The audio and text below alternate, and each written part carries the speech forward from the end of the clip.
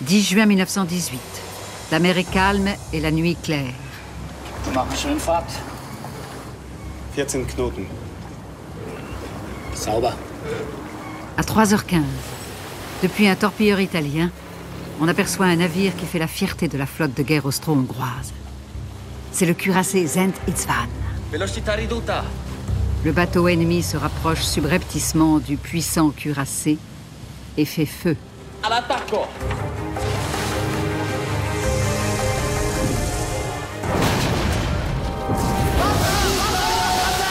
Wassereinbruch im Kesselraum. Decken und Deck, keine vorbeidenken! 2 Mann nach hinten! Nach vorne mit den Deckern! Und bleibt noch weg, Kerle!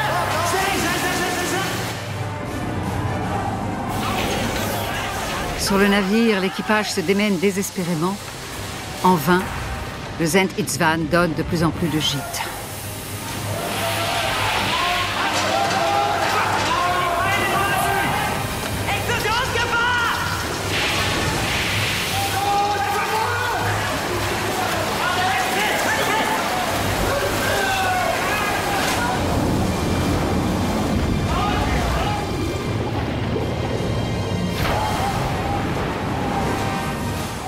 Au bout de 3 heures, le combat est perdu.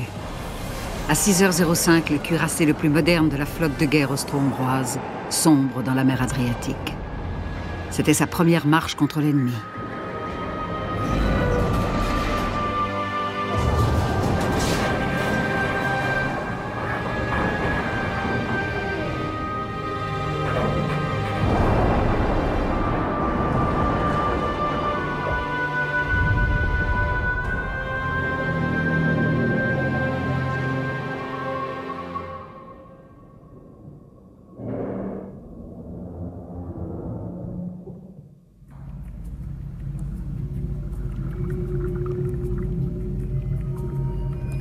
L'épave du Szent István repose par 66 mètres de fond.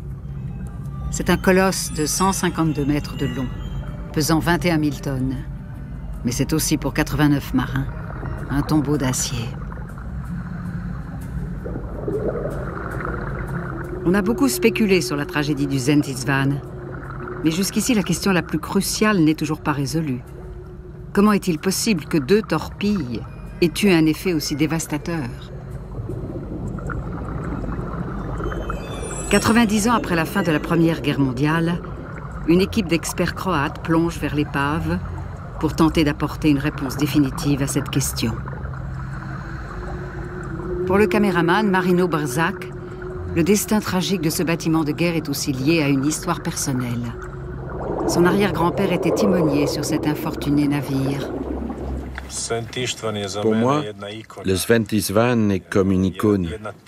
Il recèle un mystère très particulier que je n'aurai de cesse d'élucider, même si je dois y passer la vie. Cela concerne mon arrière-grand-père. Il était sur ce navire. Et à chaque fois que je plonge vers l'épave, j'ai l'impression de m'approcher de lui.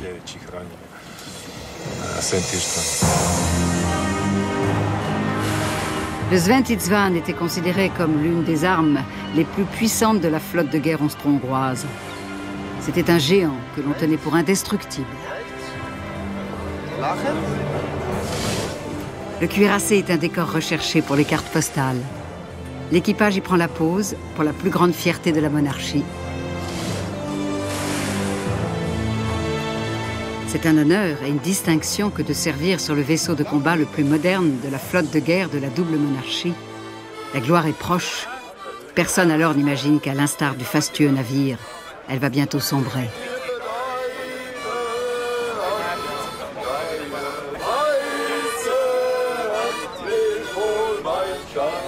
An die Arbeit! Merlings, Wacek, Bea, Kovac!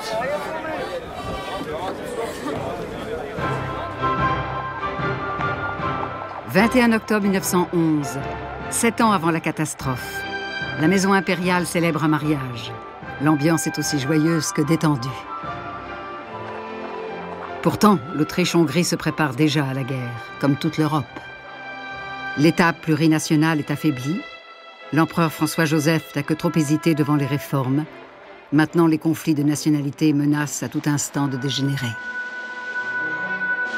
L'empire des Habsbourg est une grande puissance, mais ce n'est pas véritablement une puissance maritime. La double monarchie n'a d'autre accès à la mer que par l'Adriatique. Sa flotte de guerre sert uniquement à protéger la côte depuis Trieste et au-delà de Pula jusqu'à Fiume, le port de la Hongrie, aujourd'hui appelé Rijeka. C'est là que la construction du Sint-Istvaan commence le 29 janvier 1912.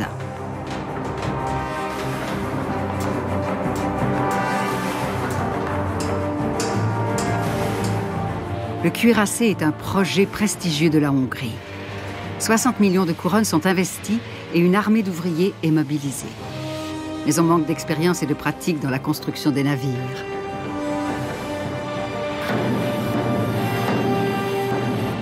Le Sint-Istvaan est l'un des 4 grands vaisseaux de guerre que la double monarchie fabrique pendant cette course aux armements.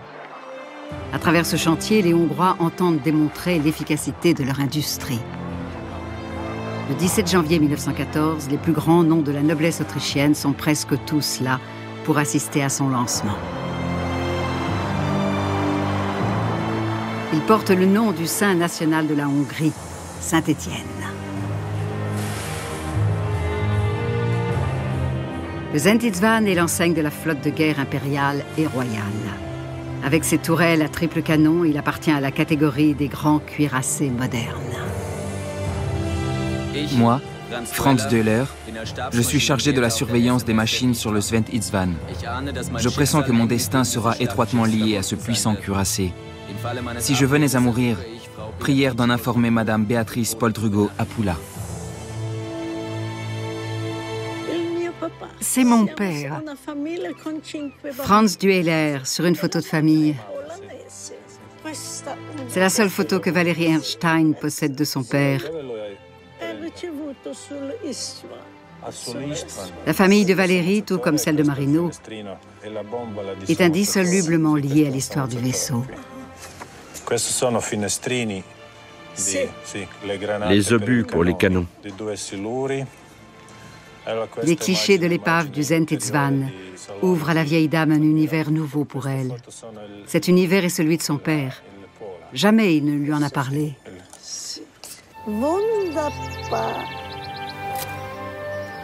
Aujourd'hui, 90 ans plus tard, Valérie Ernstein peut enfin partir sur les traces de son père. Tout commence à Pula, la ville où Franz Döhler s'est engagé dans la marine. Pula devait à sa situation stratégique d'avoir été aménagée en port de guerre impérial. Les gens affluaient de tout le royaume pour participer à l'essor de cette ville portuaire. Franz Döhler en faisait partie. Ce jeune homme, originaire de Villach, en Autriche, entre à l'école impériale de génie mécanique à l'été 1905. Les navires de guerre modernes exigent de leurs jeunes recrues une formation pratique très poussée. Sur les navires-écoles où ils s'entraînent, les matelots rêvent d'aller servir un jour sur l'un des grands cuirassés. Ce voyage dans le passé conduit Valérie Ernstein jusqu'à l'ancien mess des officiers de la marine impériale. Aujourd'hui, c'est une bibliothèque spécialisée.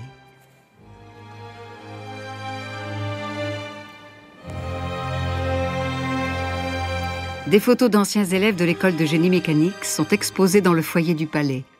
Valérie Ernstein espère y découvrir une photo de son père.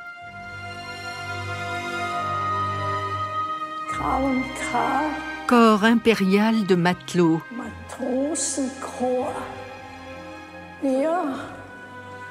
Il y a tellement de jeunes gars. Là, il y a une ressemblance. C'est mon père. Franz Döhler a 27 ans quand il est nommé chef mécanicien. Il est considéré comme un soldat qui a le sens du devoir. J'ai la pleine et entière responsabilité de la chaufferie, tant sur le plan militaire que technique. J'ai sous mes ordres une équipe de 6 sous-officiers et 48 hommes aux machines et à l'approvisionnement en charbon.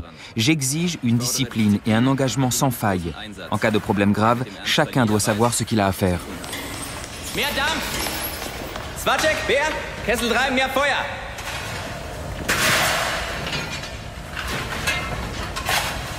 Kovac, gut so. Döhler n'est pas sans savoir que ses chauffeurs manquent d'expérience. Mais il espère néanmoins que l'équipe a su profiter des sorties d'essai pour se familiariser avec le fonctionnement du navire. Le problème est que les sorties en mer se limitent à de brèves excursions dans le canal de Fasana, à 45 minutes à peine de Pula, dans une zone où la flotte effectue des exercices de tir.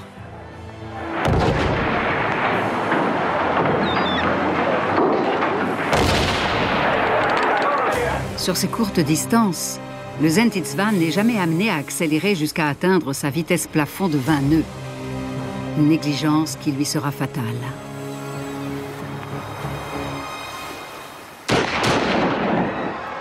« 28 juin 1914. Fusillade à Sarajevo. L'héritier du trône autrichien, François Ferdinand, est assassiné. Ce crime provoque l'éclatement de la Première Guerre mondiale. L'Autriche-Hongrie déclare la guerre à la Serbie. C'est l'étincelle, l'Europe s'embrase. Les arsenaux des grandes puissances sont pleins à craquer.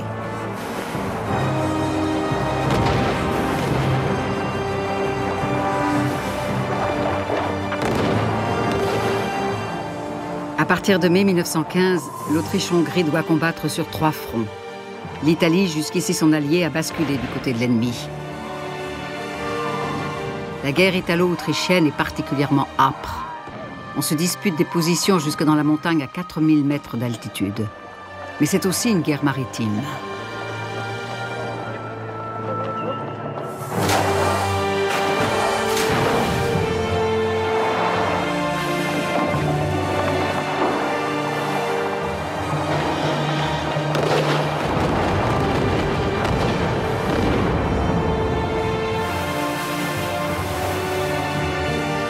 En rejoignant le camp de l'Entente, l'Italie espère obtenir la suprématie sur de vastes territoires, notamment la région très convoitée du Tyrol du Sud.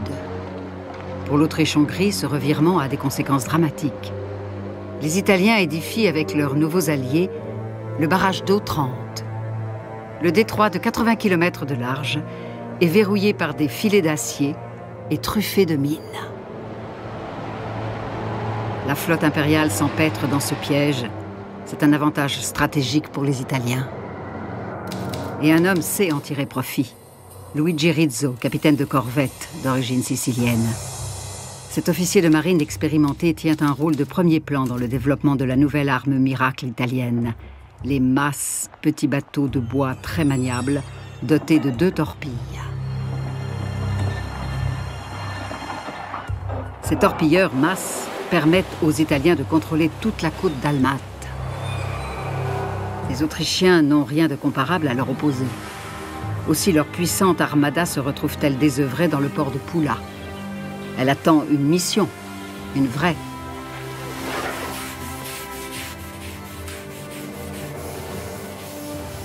L'équipage du Zentisvan passe son temps à briquer indéfiniment ce fleuron de la flotte impériale, tandis qu'au front, des centaines de milliers d'hommes sont transformés en chair à canon. Le long du fleuve Isonzo, une guerre de position provoque des pertes humaines considérables.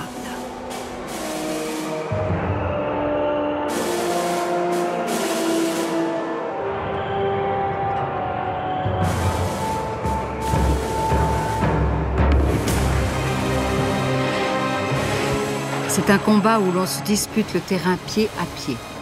Chaque mètre compte. Plus d'1 million de jeunes Italiens et Autrichiens laissent leur vie à Isonzo.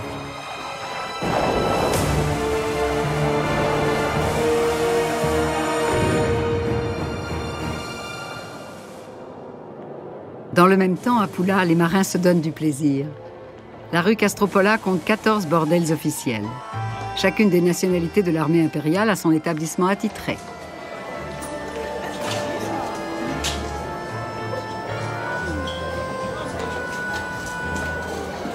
En temps de guerre, les relations sexuelles sont soumises comme le reste à la discipline militaire et à la hiérarchie, avec des relevés de fréquentation, des temps de consommation et des instructions réglementaires très explicites. Les tarifs sont eux aussi bien précis. 3 couronnes la passe au bordel de l'équipage, le double dans celui des officiers. Celui à qui ce règlement très strict ne convient pas peut toujours aller se chercher une maîtresse sur place pour la durée de son engagement. Et il n'est pas rare que cette femme se retrouve avec un enfant.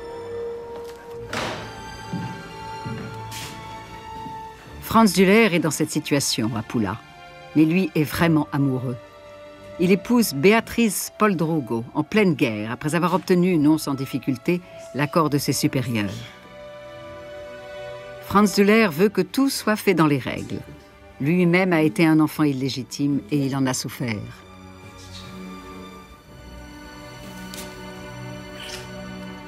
Beatrice Poldrugo est la mère de Valérie Ernstein. À la bibliothèque de la Marine, la vieille dame continue sa quête d'identité.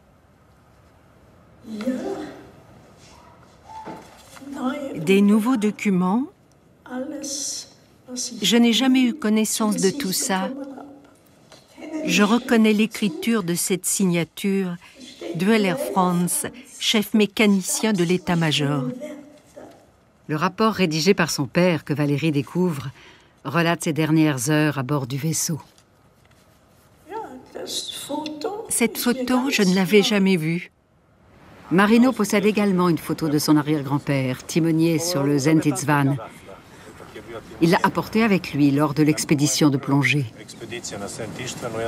La première fois que j'ai plongé vers le Sint-Istvan, pour moi, c'était une expédition comme une autre.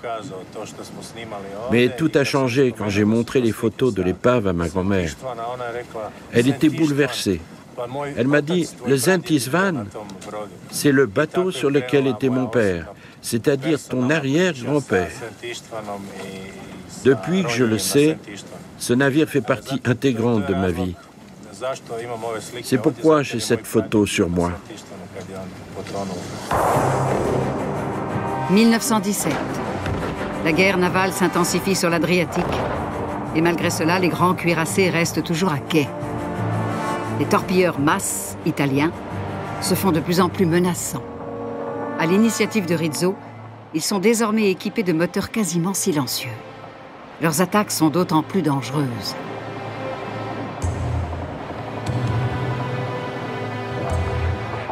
Sur le Sint-Istvan, on continue d'astiquer le décor et de s'exercer. L'équipage s'enlise dans une sombre routine.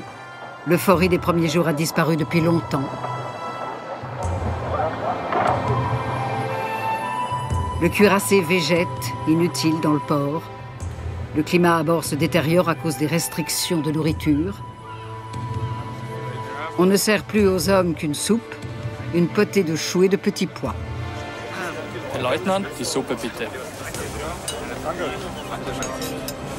L'officier qui goûte le repas pour l'équipage n'y trouve rien à redire. In Ordnung, Essen austeilen.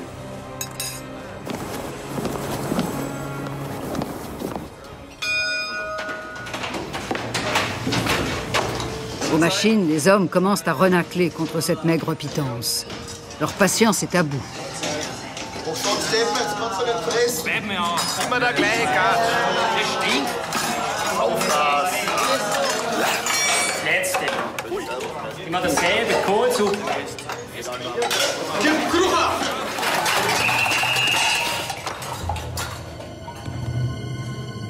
Essen.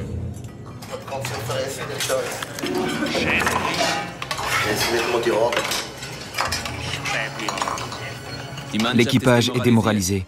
Je comprends la grogne des hommes. Ils sont condamnés à l'inactivité et pénalisés par une mauvaise nourriture. Personne ici ne pense plus à l'ordre de bataille sur lequel nous avons prêté serment. Viribus unitis. Le serment Viribus unitis, forces unies, n'est pas non plus à l'ordre du jour dans les cercles d'officiers. On s'y ennuie jusque dans les plus hautes sphères. Dem neuen Admiral schon begegnet? Schon zweimal und Sie? Hatte noch nicht das Vergnügen.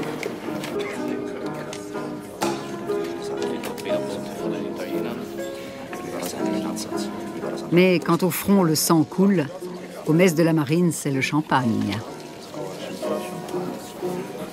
Contrairement aux hommes d'équipage, les officiers jouissent encore d'une vie agréable.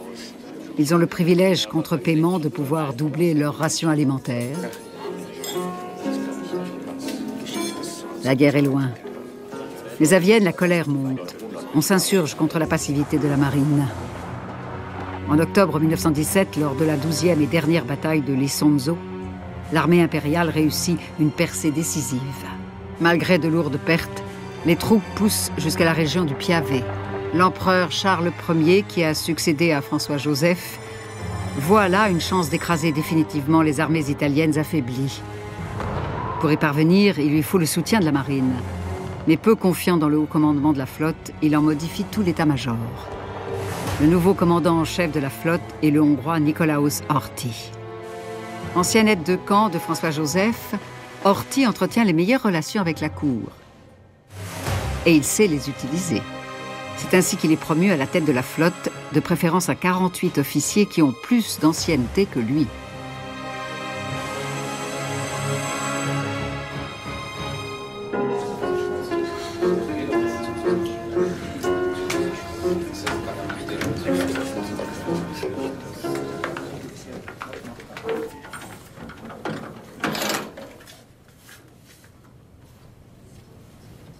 La nomination du nouvel amiral fait sensation. Âgé de 49 ans, Horthy est le plus jeune commandant en chef de toute l'histoire de la flotte impériale. Herzliche Gratulation, Herr Admiral. Meine Herren?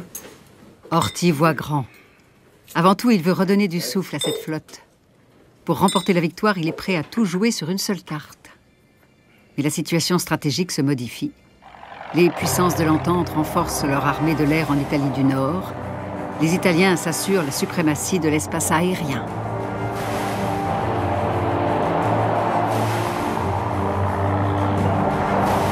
La ville de Pula subit des bombardements de plus en plus fréquents.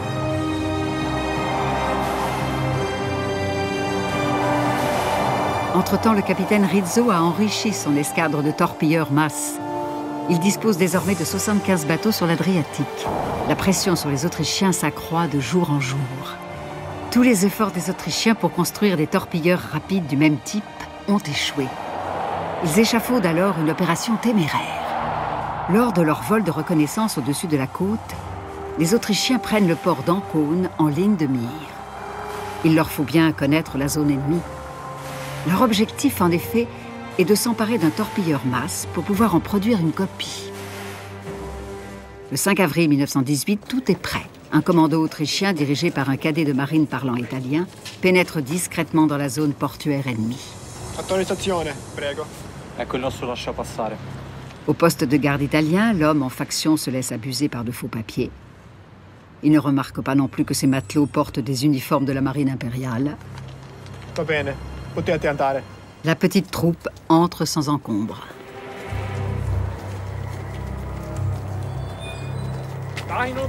Allant droit au but, le lieutenant de vaisseau Veit entraîne ses hommes vers les anciennes fortifications du port. Selon les indications fournies par la reconnaissance aérienne, c'est là que l'escadre des MAS est amarrée. Mais les Autrichiens essuient une déception cuisante. Ils ne découvrent qu'un seul bateau. Et encore, son moteur est-il sorti et en cours de maintenance.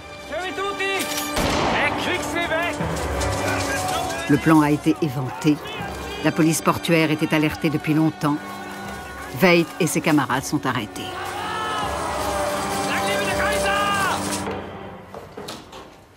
Bien qu'ayant échoué, l'opération des Autrichiens fait grand bruit et déconcerte les Italiens.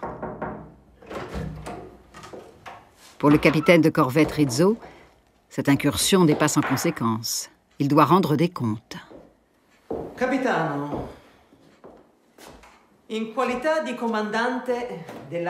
en tant que commandant de l'escadre des MAS, Rizzo se voit reprocher par son supérieur de ne pas avoir suffisamment sécurisé la zone portuaire.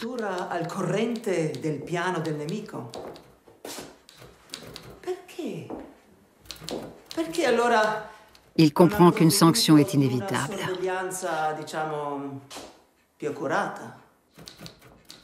Rizzo est condamné à 7 jours d'arrêt de rigueur pour négligence. Une bavure que cet officier de marine ambitieux aura à cœur de faire oublier.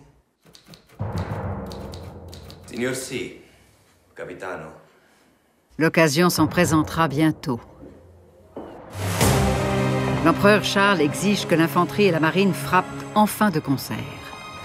Le nouveau commandant de la flotte est chargé d'organiser cette opération. Juste avant le déclenchement, Horthy dévoile son plan au commandant des grands cuirassés.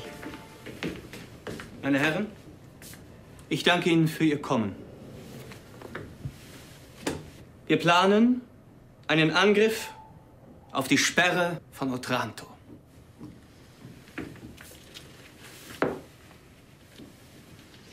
Unsere Rapidkreuzer werden den Angriff ausführen. Die großen Schlachtschiffe werden als Rückhaltetruppe fungieren. Ein Admiralsschiff, die Prinz Eugen, die Tegethoff und zum ersten Mal seit die St. Istvan. Meine Herren, ich erwarte selbstverständlich höchste Geheimhaltung. Dès l'arrivée des trains de munitions à Pula, les marins pressentent quelque chose. Quand le 6 juin, il est annoncé que toutes les permissions seront dorénavant suspendues, tout le monde comprend qu'il se prépare quelque chose d'important. Un peu plus tard, on procède aux manœuvres du départ.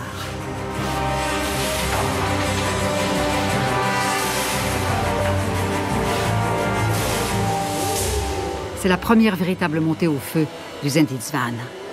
On attend beaucoup de cette opération. Une percée réussie à Otrante pourrait amener un tournant capital dans la guerre contre les Italiens.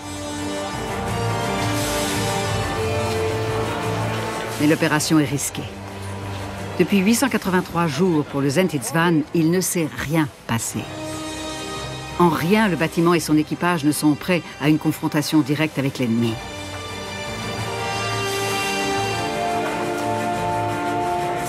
Néanmoins, on veut croire que tout a été préparé pour la victoire. Et l'opération doit aussi consacrer le triomphe personnel du nouveau commandant en chef de la marine. Horthy autorise Egon Erwin Kisch, le journaliste le plus célèbre de l'Empire, à l'accompagner à bord de son cuirassé amiral. Freue mich, Herr Kisch. Ist meine Ehre, Herr Admiral. Kisch doit relater cette opération d'envergure dans son journal. Les cuirassés quittent le port en deux moments. Le Viribus Unitis et le prince Eugène partent le 8 juin. Le Zenditsvan et le Tegethoff doivent les suivre le lendemain. Leur départ est fixé à 21h. Sur le Zenditsvan, les 12 chaudières sont allumées à 14h. Les chauffeurs s'activent dans une tension extrême. Ils veulent prouver qu'ils sont aptes au combat. Franz Dueller a toute confiance en eux. Pour immortaliser cette opération, des opérateurs de cinéma embarquent sur le Tegethoff. On espère filmer des images d'allégresse qui serviront à la propagande de guerre.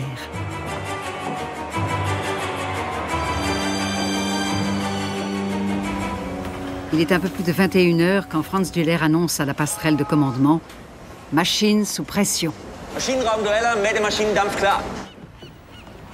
Le commandant Seitz donne le signal du départ. À 48 ans, Seitz est un officier de marine aguerri.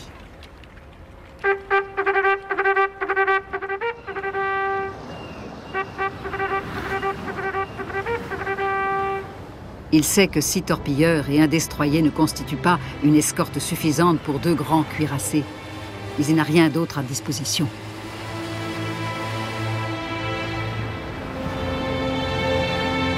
Maschinen langsam voraus. Maschinen langsam voraus. Maschinen langsam voraus.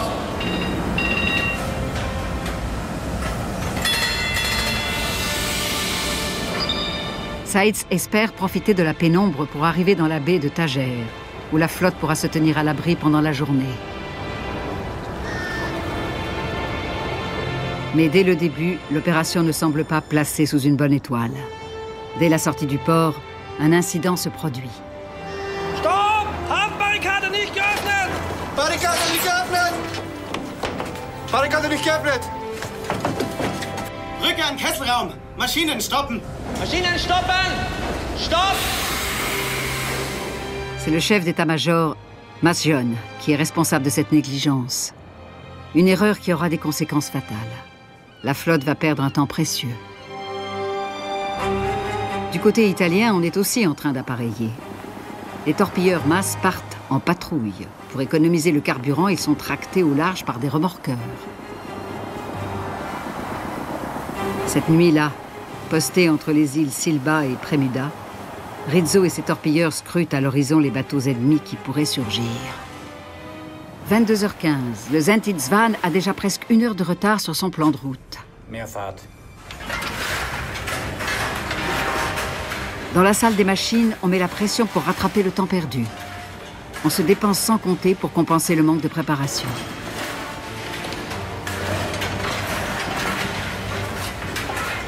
Mais du charbon humide provoque un énorme dégagement de fumée.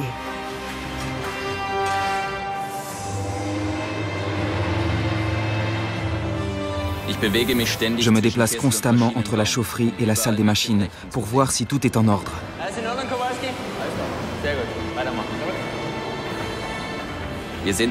Nous n'avons jamais marché à plein régime. Tout paraît fonctionner correctement. Les hommes accomplissent leur service avec zèle. On accélère progressivement pour atteindre la baie de Tajer, où nous serons en sécurité.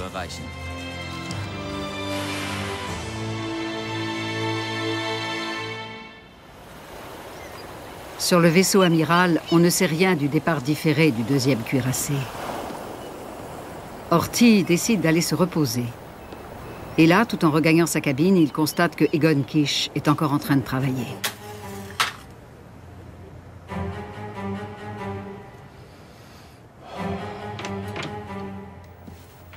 Le journaliste écrit un papier sur l'intervention imminente des grands cuirassés.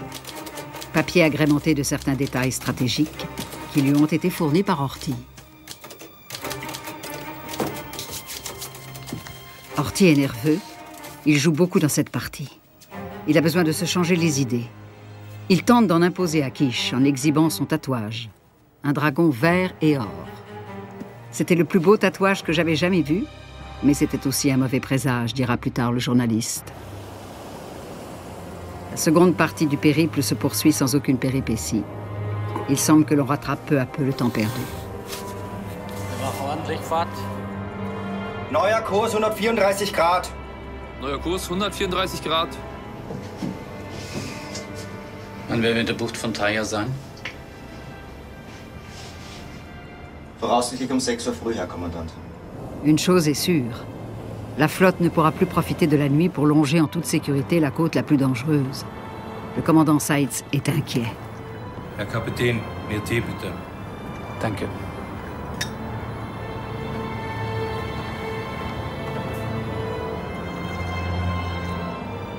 Il est 3h15. Lentement, l'aube approche.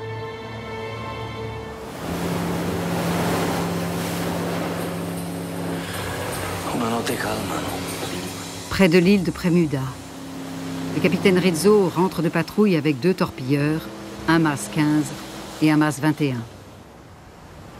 Il ne sait pas qu'il est dans le voisinage immédiat des 2 plus grands cuirassés de la flotte impériale.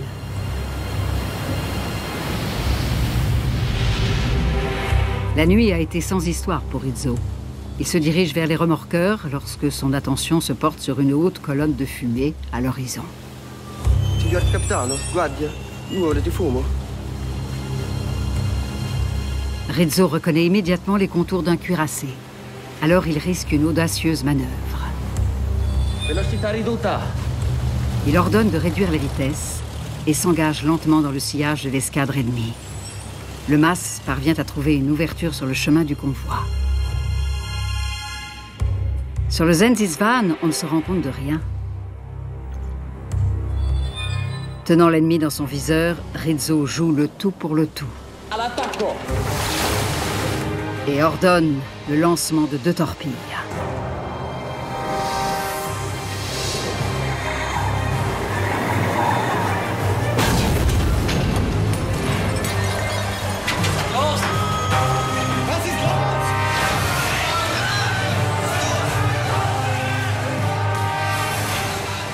Rizzo parvient à fuir. Sur le Zenit Svan, un seul impératif, échapper à la mort. Les torpilles viennent de transpercer l'une et l'autre le double plancher sous la salle des machines. L'eau s'y engouffre instantanément. Wassereinbruch im Kesselraum. Endpumpmann.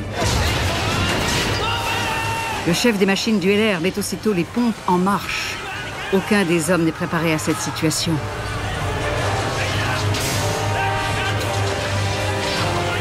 L'eau continue de s'engouffrer en exerçant une pression violente. Les cloisons n'y résistent pas longtemps.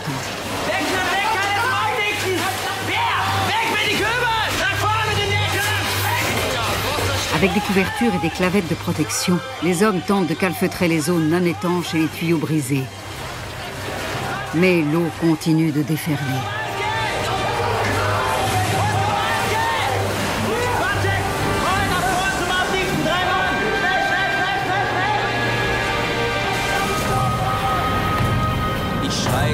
Je rameute tout le monde. Il ne faut pas que les chaudières s'éteignent. C'est l'enfer. Les pompes n'y suffisent plus. Elles ne peuvent pas absorber toutes ces masses d'eau. Le navire commence à donner du gîte. Je le sens.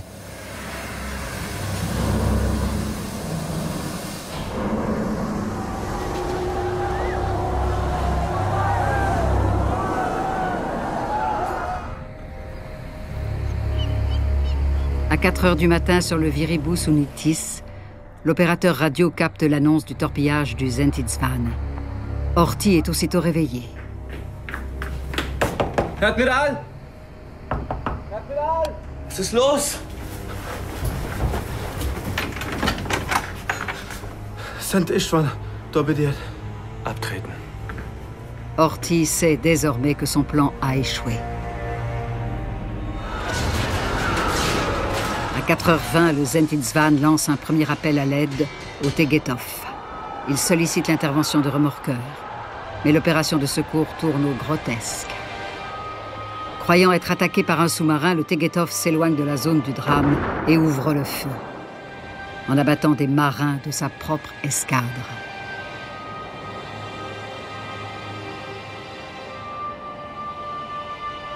Le Zentilsvan donne de plus en plus de gîtes. Néanmoins, aux chaudières, on n'abandonne pas la partie. Tout est mis en œuvre pour y maintenir le feu allumé.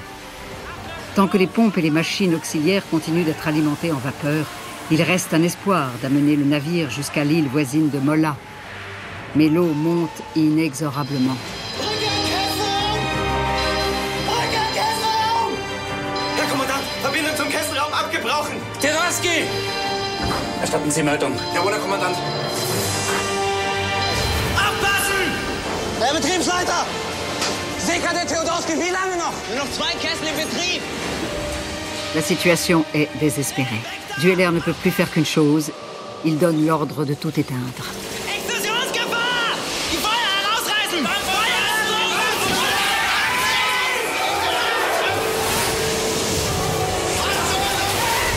Ces 2 dernières chaudières éteintes, le Zentilsvan est perdu. Maintenant, chacun lutte pour sa survie et tente de quitter le navire, bien que l'ordre formel n'en ait pas été donné. Depuis le Tegetov, on observe ce drame. En lieu et place d'une bataille triomphale, c'est l'agonie du Zentilsvan qui est filmée.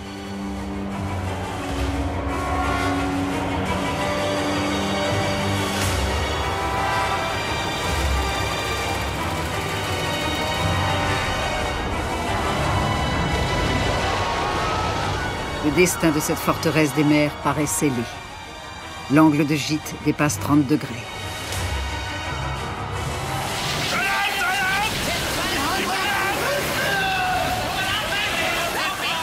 Pour les hommes encore dans la salle des machines, les chances de survie sont désormais minimes. Dueller presse ses camarades vers le pont. Il sait que la plupart d'entre eux ne savent pas nager.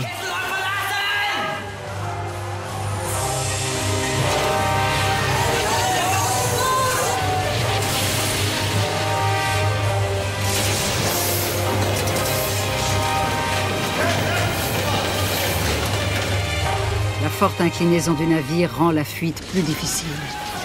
De plus, tout est plongé dans la pénombre. Les hommes sont désorientés. Quelques-uns parviennent à atteindre l'entrepont. Mais là aussi, l'eau a tout submergé.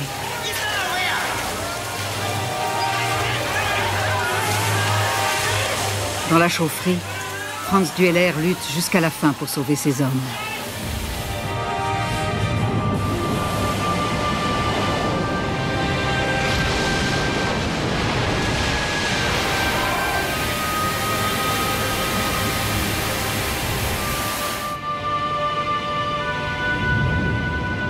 Le navire se retrouve la quille en l'air. C'en est fini. Nous sommes aspirés vers le fond. Les coquillages acérés qui jonchent la coque du navire nous blessent grièvement. Pour ma part, je parviens à m'en sortir en nageant.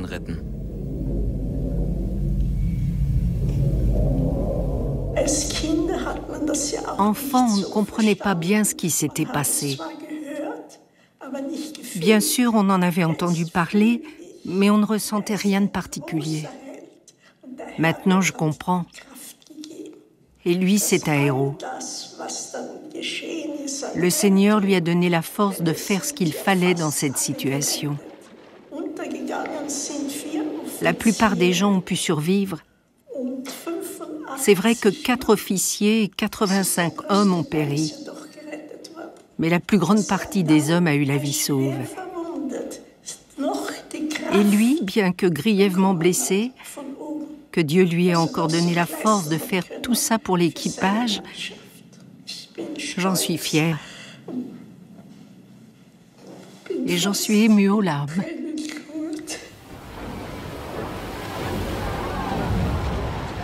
Franz Dueller et ses compagnons en sont encore à se débattre dans les flots, que déjà le Zend-Itzvan est en train de sombrer. Comme s'il refusait son destin. Le bâtiment s'est relevé à plusieurs reprises avant d'aller s'engloutir, la proue en avant, dans les profondeurs.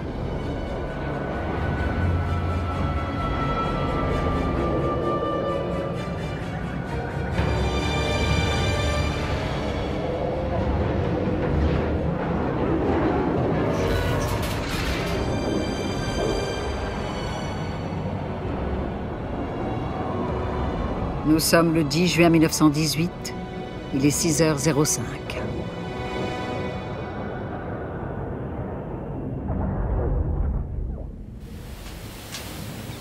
Le lendemain, l'amiral Horthy découvre le lieu du naufrage. De la tragédie qui s'est déroulée lors des dernières heures, on ne voit plus rien. Pour Horthy, la perte du Zend-Itzvan est aussi une défaite personnelle. Pour Kish, la catastrophe revêt une dimension historique. À présent, c'en est fini des grands cuirassés, écrit-il. La destruction d'un navire qui a coûté 60 millions de couronnes prouve que cette arme géante n'a pas la moindre valeur. Juin 2007. Marino Berzac et son partenaire de plongée, Daniel Ferka, partent à la recherche de l'épave. C'est leur 3e expédition auprès du Zend-Itzvan. Ils en attendent beaucoup. Cette fois, les 2 plongeurs ont l'intention, avec leur équipe technique, de mesurer l'impact des torpilles. Pour le technicien Daniel Ferka, c'est toujours une énigme. Pourquoi le blindage du puissant cuirassé n'a-t-il pas mieux résisté à la frappe des torpilles? Il espère trouver une réponse lors de cette plongée.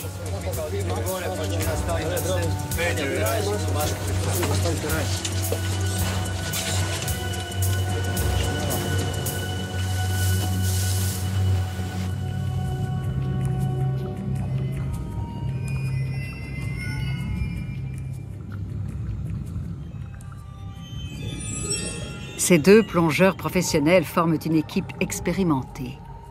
Ils ont déjà détecté de nombreuses épaves et analysé les circonstances de leur naufrage. Aujourd'hui, c'est le tour du Zend-Itzvan.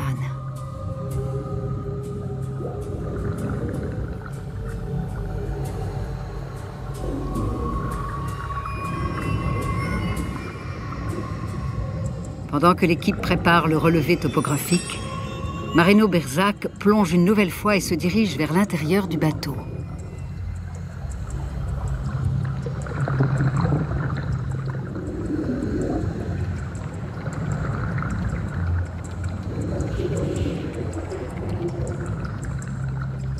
Autour de lui, les témoins muets de ce drame.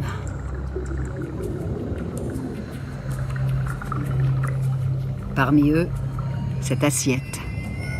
Peut-être son arrière-grand-père l'a-t-il tenue dans ses mains.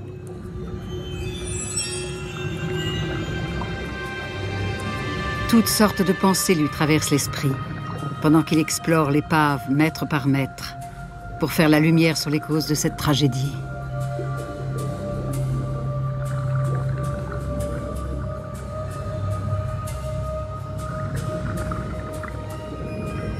À présent, il filme pour la première fois l'un des 2 points d'impact. Et il éprouve un choc en constatant ses dimensions, 5 mètres sur 6 mètres 70. C'est énorme.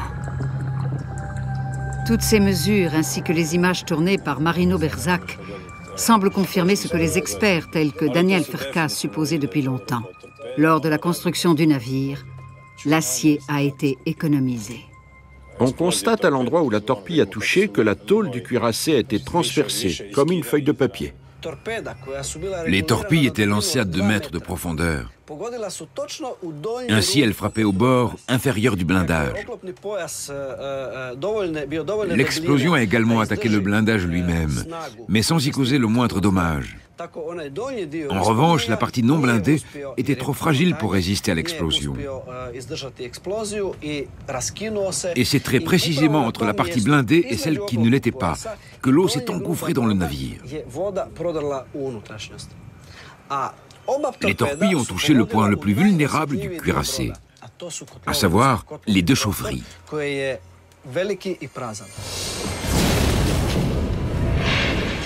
L'équipage n'avait pas la moindre chance de s'en sortir. Le bateau était perdu.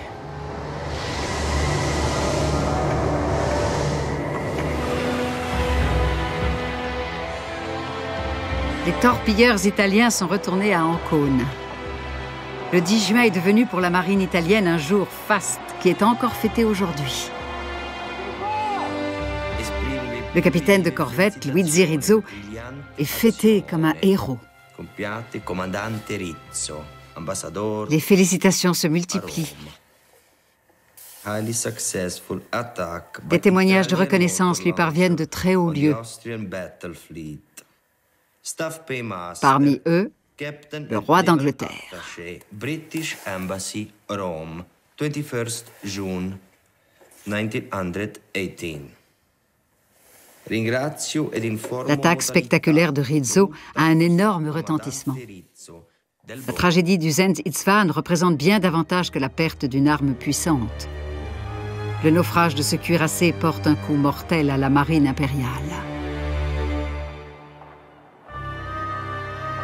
La flotte de guerre ne s'en remettra jamais.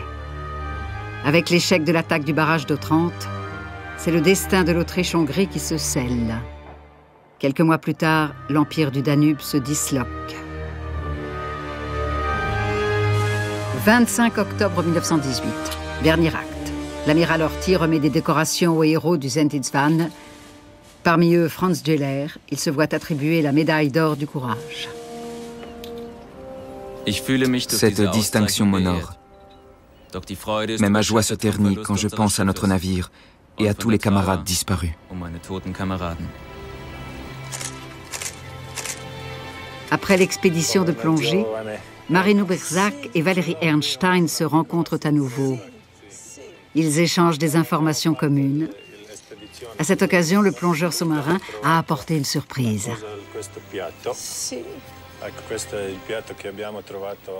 Il présente à Valérie l'assiette qu'il a trouvée dans l'épave. Un petit vestige qui aura bientôt sa place au musée maritime de Pula.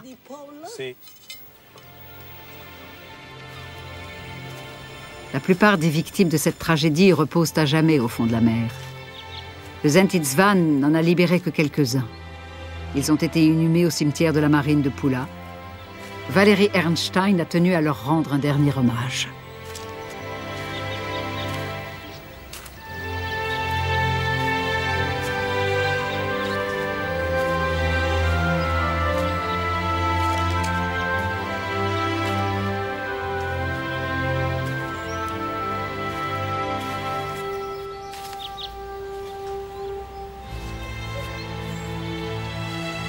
Mais du Zend-Itzvan, il n'y a qu'une seule tombe.